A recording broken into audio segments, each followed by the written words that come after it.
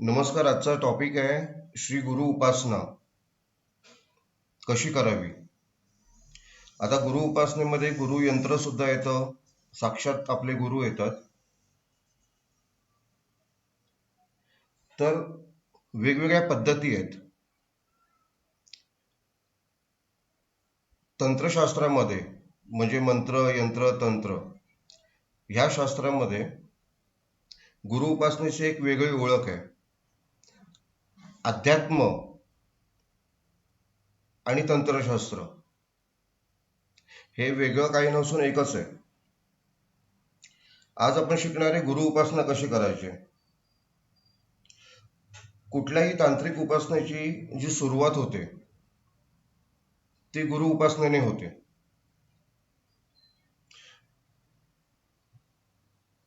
गुरुशिवाय न्याय नाही असं जे म्हटलं जातं ते शब्दशः खरं आहे. कारण सगळ्या प्रकारचं जे ज्ञान आहे ते तुम्हाला गुरुद्वारेच प्राप्त होतं. इवन तांत्रिक उपासनेत ह्याचं खूप महत्व आहे. कारण काय असेल तर कारण हे आहे की जे काही रहस्य आहेत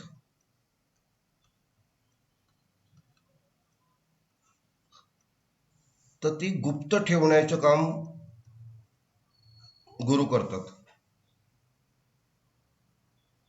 गुप्त ठेवण्याचं म्हणजे ज्याची पात्रता नाहीये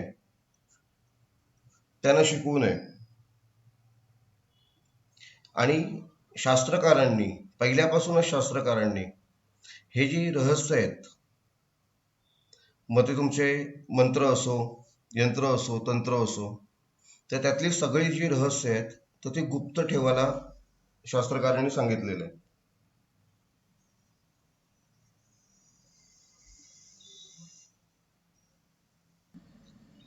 आता मी तुम्हाला सांगितलं की सर्व प्रकारचं जे ज्ञान असतं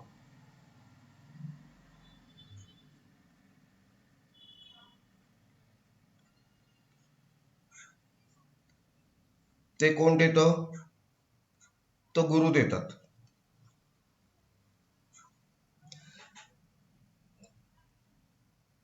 पण जर तुमच्याकडे फक्त ज्ञान असेल आणि कर्म नसेल तर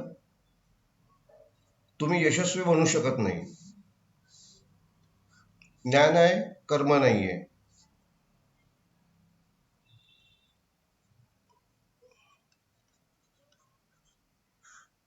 किंवा कधी तुमच्याकडे ज्ञान नसेल पण तुम्हाला कर्म माहिती आहेत तरी तुम्ही अयशस्वी होताय. ज्या प्रकारे एखादा पक्षी एका पंखाच्या साह्याने आकाशात उंच उडू शकत नाही, तसंच प्रत्येक साधकाला ज्ञान आणि कर्म हे दोन्ही असायला हवं, तरच तो यशस्वी होऊ शकतो.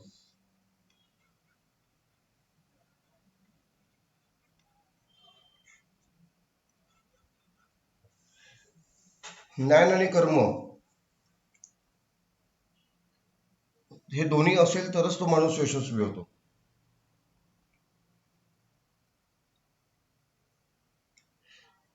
फक्त ज्ञान किंवा फक्त कर्म जर असेल तर ह्या शास्त्रामध्ये तुम्हाला सिद्धी मिळत नाही. सिद्धी म्हणजे यश जी काय साधना तुम्ही करताय त्याच्यामध्ये तुम्हाला यश कुठल्याही मध्ये, काम्य साध्य असो किंवा काही असो. एखाद्या मंत्र जपामध्ये यश असो त्याला आपण सिद्धी म्हणतो. ज्ञान जे आहे ते हल्ली तर आपल्याला YouTube, Facebook, social media, internet याच्या थ्रू मिळतं. त्याच्याबरोबर ग्रंथ, पुस्तकं ह्या सर्वांद्वारे आपल्याला ज्ञान मिळतं. म्हणजे कर्म आहे हे तुम्हाला मंत्र वगैरे सगळे ग्रंथ पुस्तकं ह्यांच्या द्वारे मिळू शकतात. पण ते करायचे कसे? काय काय गोष्टी टाळायच्या, काही काही गोष्टी चुकून सुद्धा टाळू नयेत, काय प्रोसिजर वापरावी. तर हे कर्माचं ज्ञान कोण देतं तुम्हाला? तर गुरु देतो. म्हणून गुरु सर्वश्रेष्ठ मानला गेलाय. कर्मक्रिया पद्धती जी आहे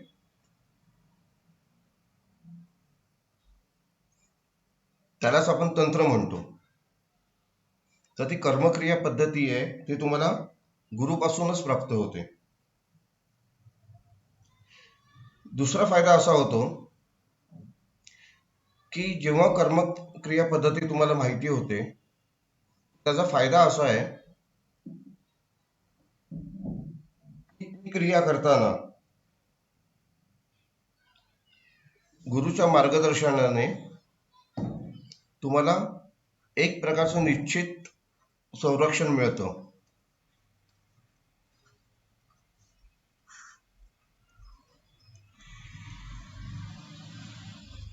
तुमच्या कुठल्याही प्रकारे हानी होत नाही. नाहीतर काही काही लोक काय करतात, पुस्तकात वगैरे बाजारात मिळणाऱ्या पुस्तकात वगैरे मंत्र घेतात, यंत्र घेतात आणि करत बसतात.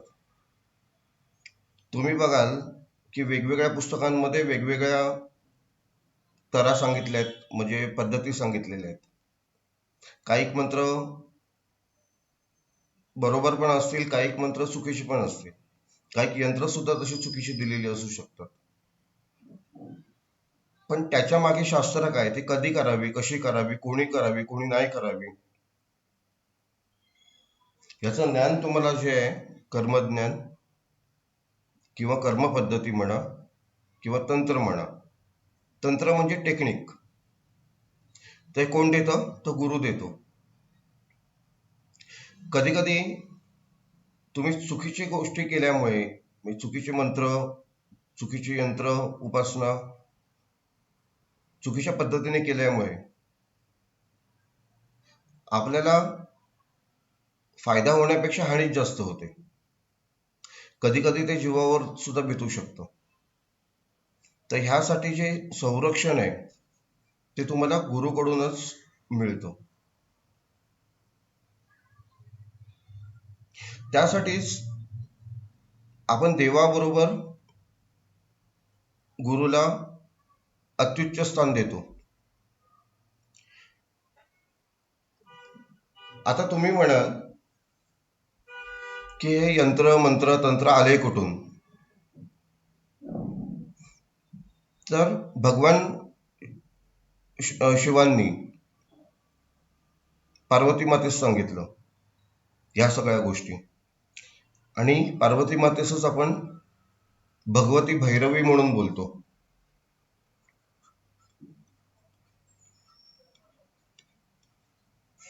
तर भगवती भैरवीचं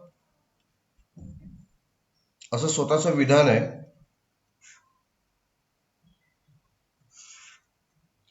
की गुरुसेवा न करणाऱ्या मनुष्याचा माझ्याच आज्ञेने नाश होतो. सगळ्या मंत्रांचं मूळ हे गुरु आहे. म्हणजे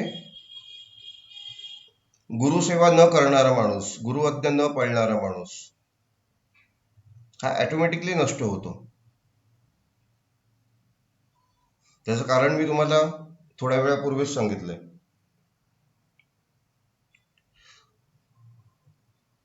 दुसरी सिद्धी मिळण्याचं अजून कारण काय असेल? तर सिद्धी मिळण्याचं सर्वात सोपं कारण असं आहे की गुरुची प्रसन्नता. केवळ गुरुच्या प्रसन्नतेमुळे सुद्धा तुम्हाला सिद्धी लवकर मिळते. म्हणूनच आपले जे उपास्य दैवत आहे, कुठलेही असो,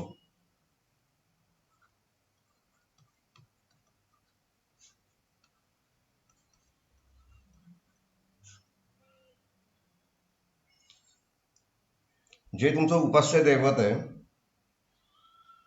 आणि तुमचे गुरु,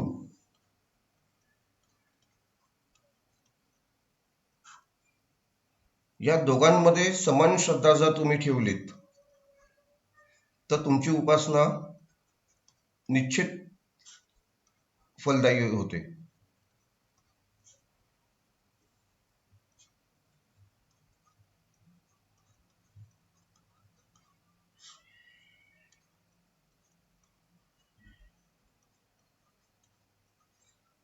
हे महत्व आहे गुरुचं. म्हणून आजचा टॉपिक जो निवडलाय की गुरु उपासना कशी करावी.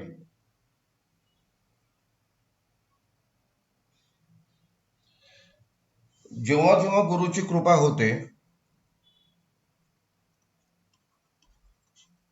तेव्हा शक्ती प्रसन्न होते. शक्ती म्हणजे पार्वती. नुसतं शिव असून चालत नाही, तर शक्ती लागते. आणि शक्ती प्रसन्न झाली, जेव्हा शक्ती प्रसन्न होते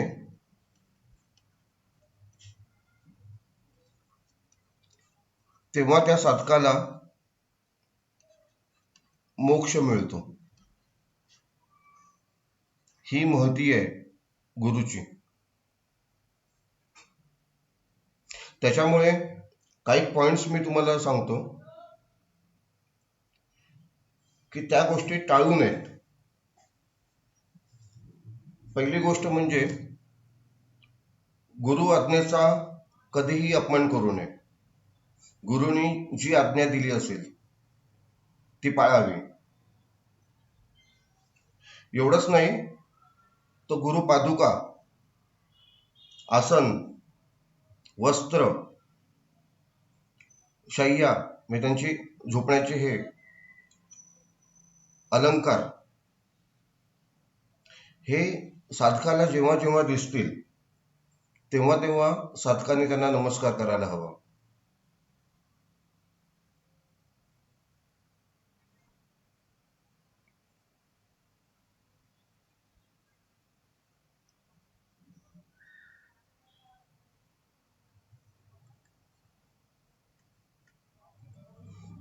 हे तुम्हाला मी आत्ताच सांगितलंय. मंत्र, यंत्र, तंत्र साधनेत ज्ञानासोबत कर्माला पण बरोबरीचं महत्व आहे. ते का, हे आपण आता थोड्याच वेळापूर्वी बघितलंय.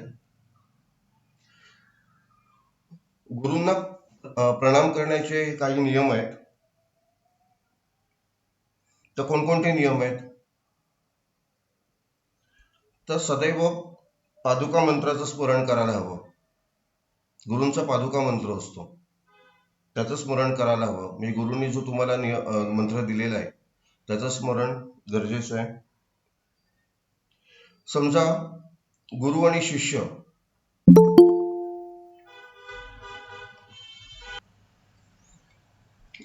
दुसरा नियम आहे, गुरु आणि शिष्य जर एकाच गावात राहत असतील तर प्रत्येक दिवशी गुरूंच्याकडे जाऊन शिष्याने नमस्कार करावा. शास्त्रात असं लिहिलेलं आहे की गुरु जर जवळ राहत नसून 7 योजन दूर जर राहत असतील तर महिन्यातून एकदा तरी गुरूंचं दर्शन करावं. चौथा नियम असा आहे की गुरु ज्या दिशेत राहत असतील दररोज आंघोळ केल्यानंतर शिष्याने गुरु ज्या दिशेकडे राहतात त्या दिशेकडे तोंड करून गुरूंना नमस्कार करावा. गुरु आणि शिष्य समजा कधी कधी एकच बसायला आसन असतं, गुरु बसलेले असतात, समोरचा माणूस म्हणतो की तुम्ही पण बसा आणि शिष्य लगेच बसून जातो, ते चुकीचं आहे. गुरु सोबत एकाच आसनावर शिष्याने कधीही बसू नये. याचा अर्थ असा होतो तो शिष्य गुरुच्या स्थानावर गेला आणि गुरुच्या स्थानावर कोणी कधी जाऊ शकत नाही. म्हणून म्हटलंय, गुरु भक्त्याच शुक्रत्व भक्त्या शुक्रो भवेत, गुरु भक्ते परम नास्ती भक्ती शास्त्रेषु सर्वता.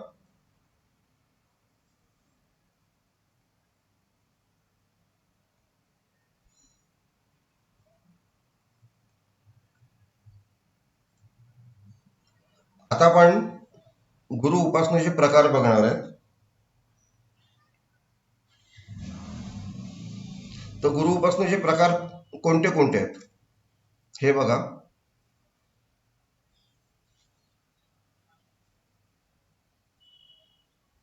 जेव्हा आपण झोपून उठतो तेव्हा हात पाय मुख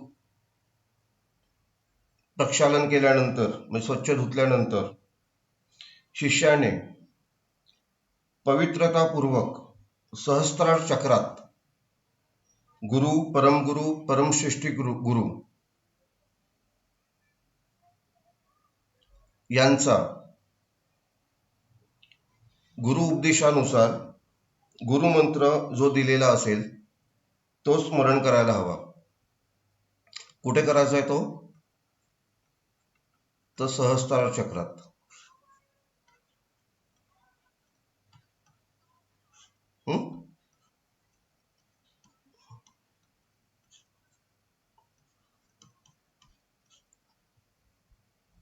गुरुमंत्र स्मरण करायचं आहे.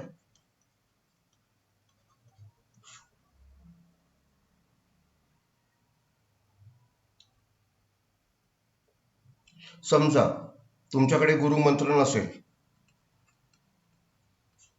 तुम्ही कुठलाही गुरु केलेला नाहीये, तर काय कराल?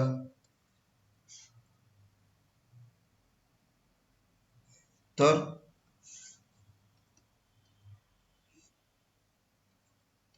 हा मंत्र जो आहे, मी काही भाग देतो. शिरास्थित सुपंकजे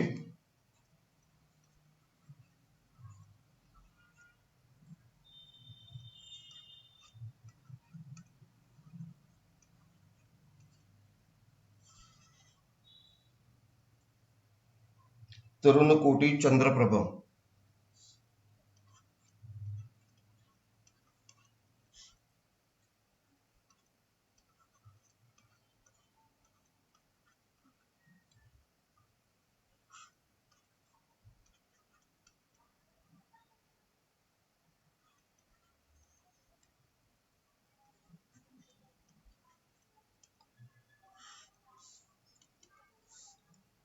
याच्या पुढचा पण मंत्र आहे, तो तुम्हाला मेन क्लासमध्ये शिकवला जाईल. पण हा जो मंत्र आहे, जर तुमच्याकडे गुरुमंत्र नसेल तर हा मंत्र तुम्ही जपायला हवा, असं शास्त्रामध्ये लिहिलेलं आहे.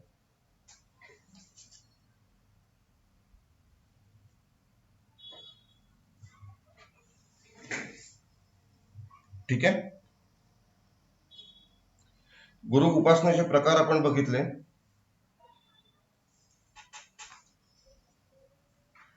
आता ह्याच्या पुढचं आपण हे बघूया.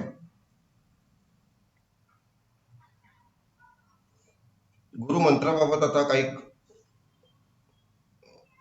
मेन महत्वाच्या गोष्टी आपण बघणार आहेत.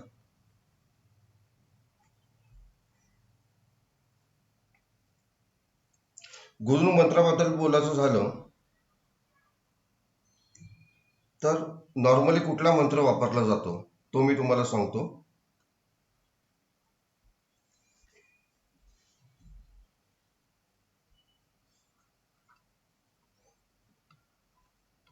ओम, एम,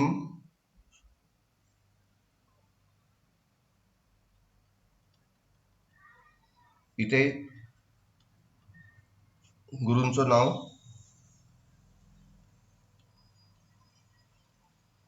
आनंदनाथाय,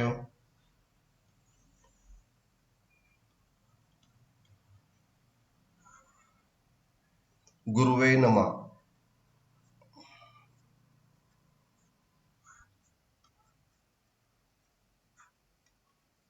आणि शेवटला परत ओम.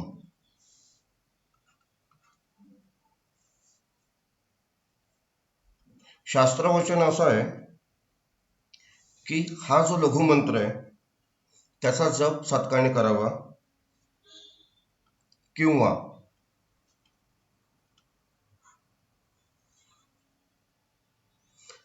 गुरुने उपदेश केलेला जो मंत्र असेल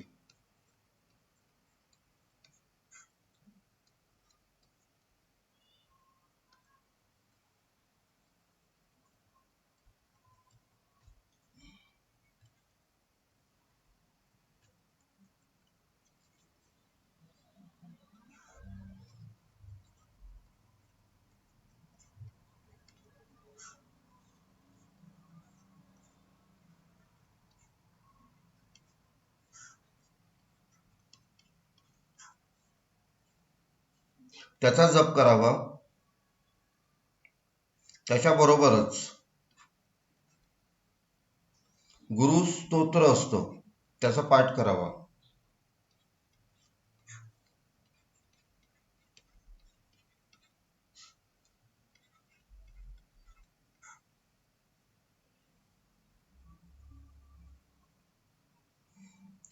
शास्त्रवचन असं पण आहे की गुरु भक्ते परम नास्ती भक्ती शास्त्रेषु सर्वता, गुरुपूजा विना नाथ कोटी पुण्य वृथा भवेत.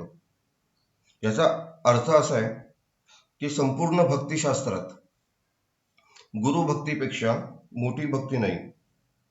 त्याच्यामुळे हे शिष्य गुरुची पूजा केल्याविना तुझी करोडो पुण्य ही व्यर्थ जातील. त्याच्यामुळे गुरुमंत्र गुरुपूजा ह्याला अनन्य महत्व आहे.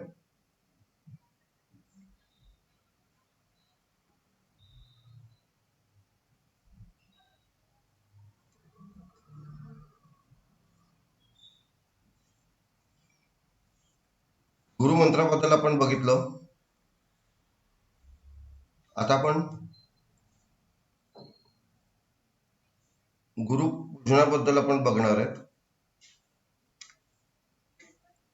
गुरुची पूजा कशी करावी हे मी आता सांगणार आहे.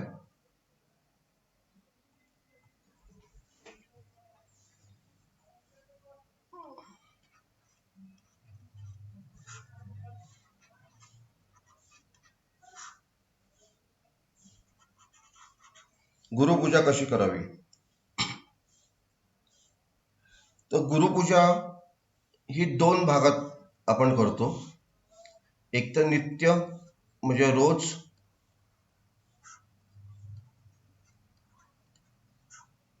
किंवा गुरुपौर्णिमा जेव्हा असते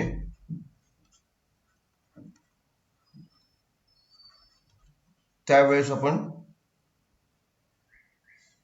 गुरूंची पूजा करतो. आता नित्यपूजेमध्ये काय काय असतं तर ते समजून घ्या. तर त्याच्यामध्ये गुरूंचं स्मरण असतं.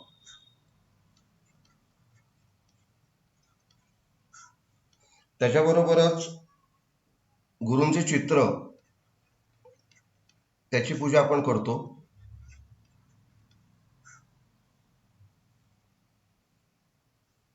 गुरुपौर्णिमेच्या दिवशी कसं करावं तर दोन त्याच्यामध्ये तुम्हाला टाईप दिसतील. एकीकडे जर तुमचे गुरु असतील त्यावेळेला उपस्थित असतील, आणि जर गुरु नसतील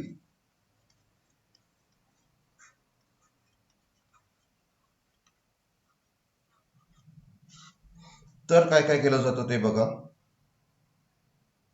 गुरु असतील तर साक्षात पूजा करायची असते.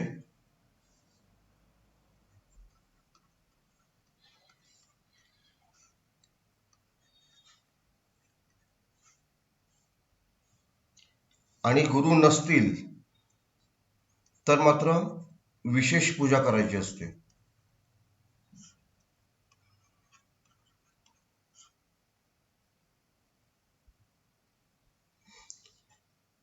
आता तांत्रिक संप्रदायानुसार गुरुची जी पूजा आहे ती आपल्याला सशक्ती करायला लागते. सशक्ती म्हणजे काय? शक्ती सोबत.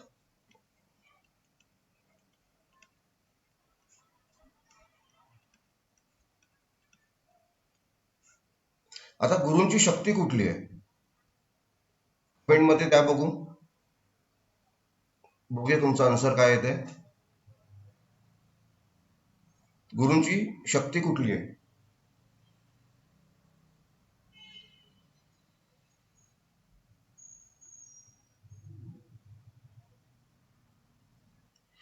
तर गुरूंची शक्ती जी आहे ती म्हणजे त्यांची पत्नी.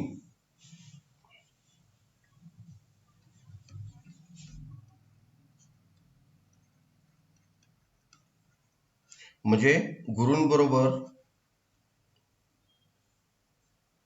गुरूंच्या पत्नीचं सुद्धा गुरुमाता आपण म्हणतो.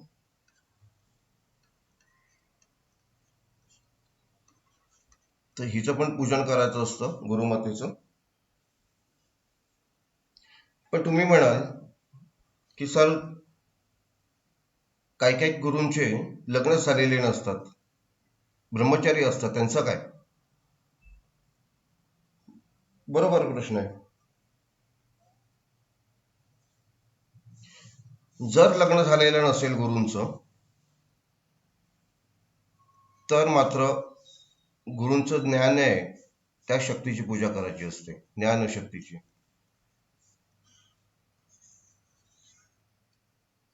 ही गुरूंची शक्ती झाली.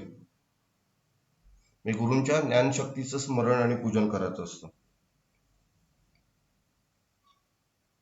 आता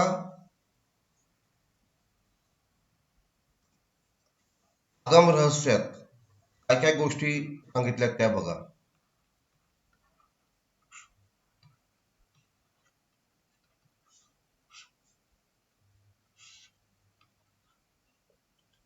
तर गुरुपूजनचं सुद्धा पंचांग असतं.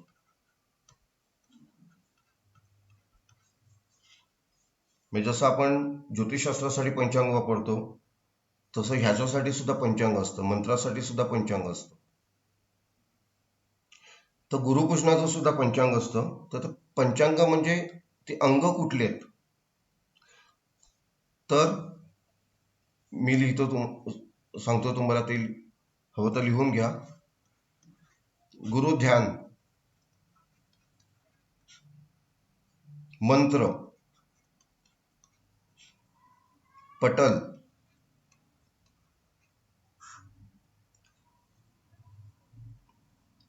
गायत्री,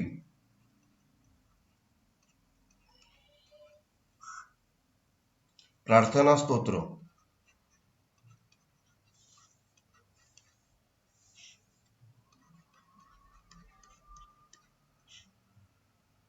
कवच,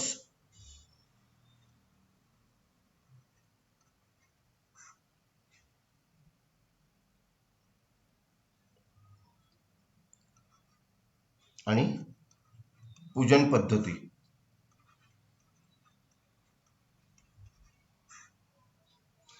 ह्यानुसार आगम रहस्यामध्ये निर्देश दिले आहेत की गुरूंची पूजा करावी, गुरुपूजन करावं. ठीक आहे.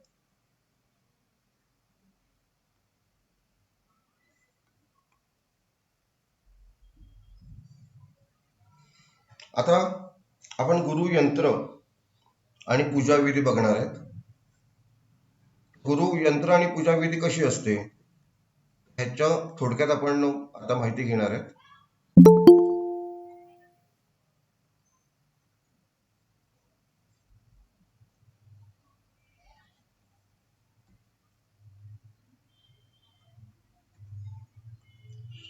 गुरुयंत्र आणि पूजा पद्धती याच्याबद्दल आपण माहिती घेतोय. नीट लक्ष द्या.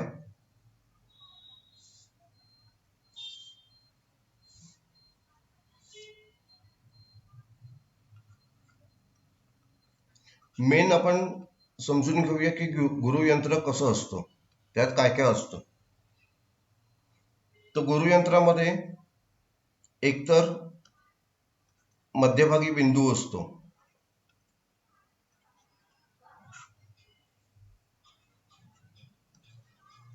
नंतर त्रिकोण असतो,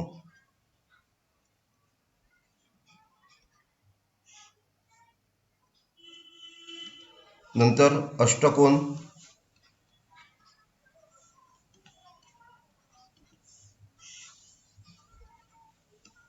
त्यानंतर अष्टदल, म्हणजे जे आपण बाजूला पानांसारखं बघतो ना यंत्रामध्ये ते, षोडश दल म्हणजे 16 पाकळ्या,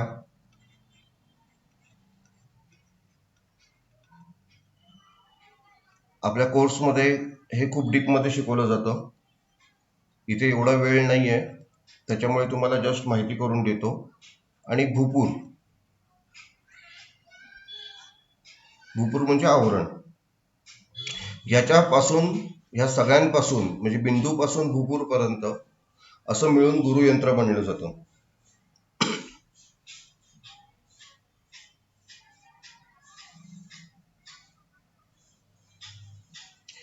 आता हे जे आहे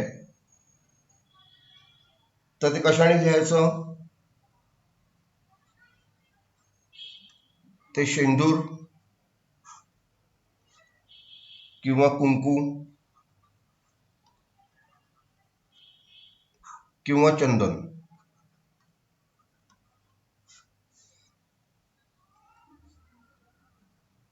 ह्याची म्हणजे ही शाई झाली यंत्र लिहिण्याची.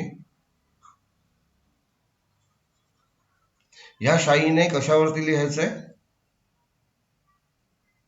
तर भोजपत्र असतं त्याच्यावरती लिहायचंय, किंवा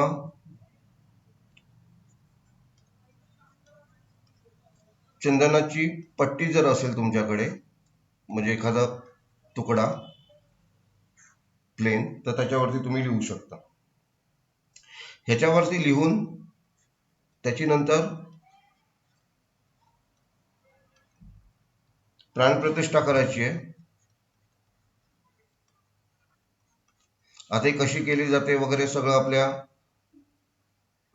कोर्समध्ये शिकवलं जातं.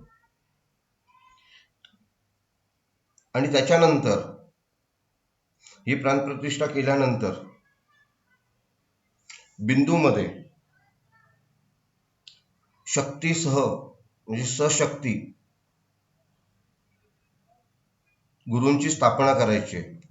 इकडे गुरूंची सशक्ती स्थापना, ठीक आहे. गुरूंची सशक्ती स्थापना करायची आहे.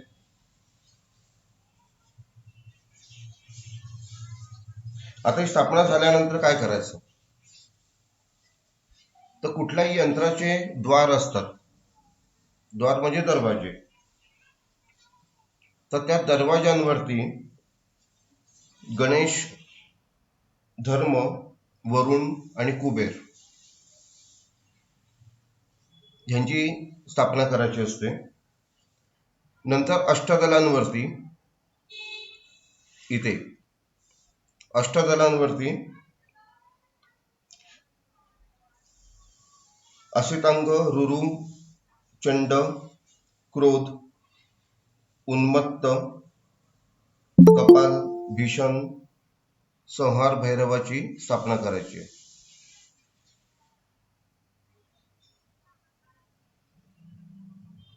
ठीक आहे. ह्याच्यानंतर अष्टकोणावरती परमानंद नाथाय, प्रकाशानंद नाथाय, भोगानंद नाथाय, समयानंदनाथाय, गगनानंदनाथाय, विश्वानंदनाथाय, भुवनानंदनाथाय, स्वात्मानंदनाथाय, हे जे अष्टकुल गुरु आहेत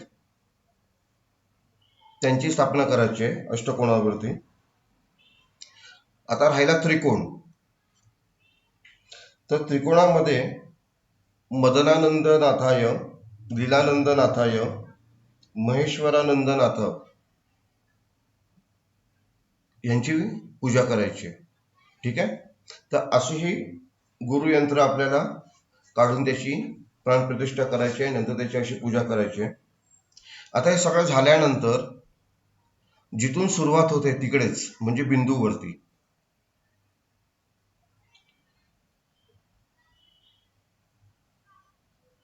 गुरूंची पूजा करायची आहे. त्याच्या एक्झॅक्ट वरती परमगुरूंची करायची आहे. म्हणजे बिंदूवरती गुरूंची पूजा, त्याच्यावरती परमगुरू,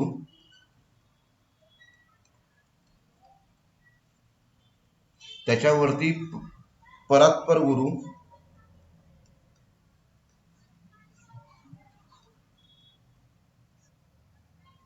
आणि त्याच्यावरती परमेष्ठी गुरु.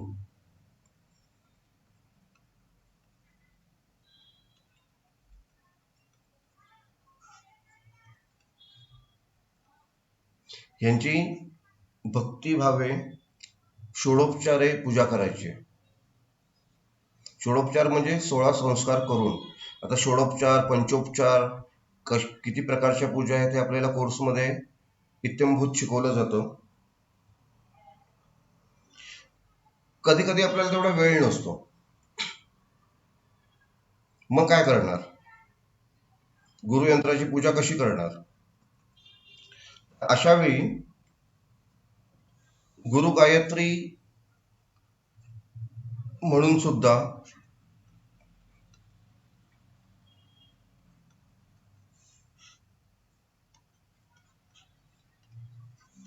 गुरुयंत्राचं पूजन करता येतं.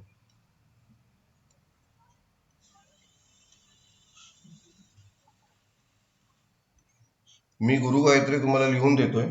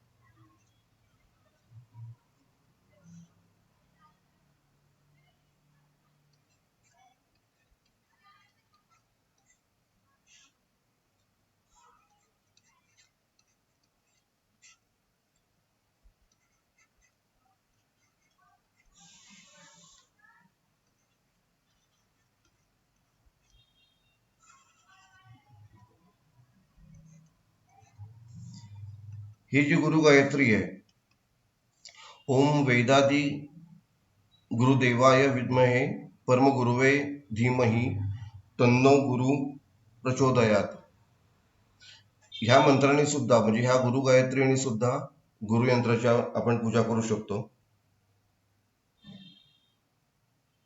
अशा प्रकारे पूजा केल्यानंतर काय करायचं असतं?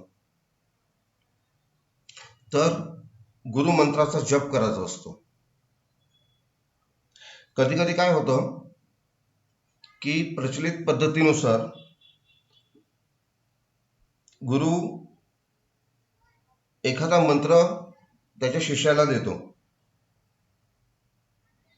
मग तो कधी कधी एखाद्या देवतेचा असू शकतो आणि लोक त्यालाच गुरुमंत्र समजतात, पण ते खरं नसतं. कारण जो मंत्रदाता गुरु असतो, जो मंत्रदाता गुरु असतो त्याचा स्वतःचा असा एक मंत्र असतो, त्याचाच जप करायला हवा असं शास्त्र मध्ये म्हटलेलं आहे. तुम्ही जर बघितलं तर तुमच्या गुरुचा स्वतःचा मंत्र असतो, मी गुरूंनी त्यांच्यासाठी एक स्वतंत्र मंत्र तो सिद्धच केलेला असतो, मग तो जप करायला हवा. त्याच्या बरोबर शास्त्रामध्ये काही स्तोत्र सुद्धा गुरुपूजनासाठी दिलेली आहेत, त्याचा सुद्धा तुम्ही वापर करू शकता. तर ह्या प्रकारे गुरुचं पूजन केलं जातं.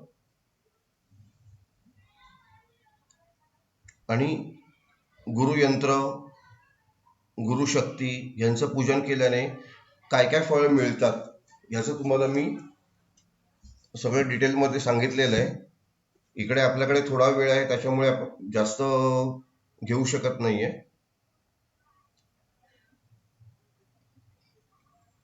नवीन काय माहिती मिळाली तुम्हाला?